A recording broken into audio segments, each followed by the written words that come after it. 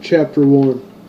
Roughly 150 years later, in the rugged little town of Lancaster, its dust streets and wooden houses caked with dirt and dust from the storms that frequent the area, a witch hunter named Norman Gall is sitting in the tavern with his chair tilted back, drinking wine from a wooden cup, staring ominously in the dark from his greenish hood.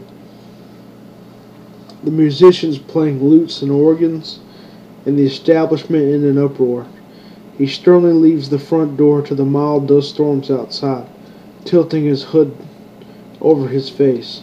As he walks the streets, others, children playing with straw dolls and a woman churning butter, look at him with distrust. He makes his way to the small tower to the east of town, right beside the lake enveloping the tower almost from its rear and sides. Norman enters the tower, its magnificent oak pillars adorned with a spinning wheel and the waters beside it.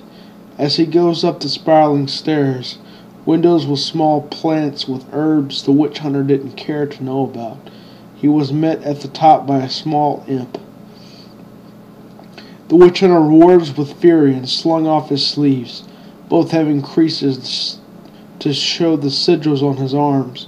One was glowing red, his demon sigil, glowing and making a noise when demons are within range. The imp implored Norman, saying, "No, master," then disappears. The air around the imp resonating, then spiraling around like mist. It is then that another sigil glowed and rang on the witch hunter's arm. "Enough," said a voice angrily from somewhere in the tower. Is it so much to ask that you do not attack my doorman, witch hunter?" spoke Lancaster. The witch hunter angrily replied, "That is no man, mage. The least you could have done is tell me that you had a demon for a friend before inviting me here." "It's quite all right, Norman. Just follow me to my quarters up top, and allow us to speak of Ethan." They both walked toward his bedchamber, the witch hunter whipping his sleeves back into place, then placing his arms behind his back. "It is not often that I would do this for a wizard who has shown interest in the dark arts, Lancaster, but for the White Tower I will see what I can do," said Norman as he sat down on the table chair in the corner of the dimly lit room. Lancaster replied, "Ethan has stolen a piece of the heart of eternity.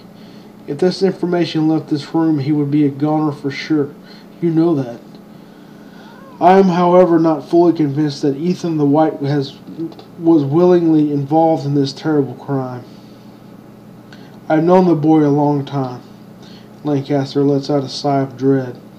"I fear the Ebony Tower now has a piece of Eon." "What that means is important to you, is it not?" The witch hunter crosses his arms in front of him and places two fingers on his cheek. "You have no idea."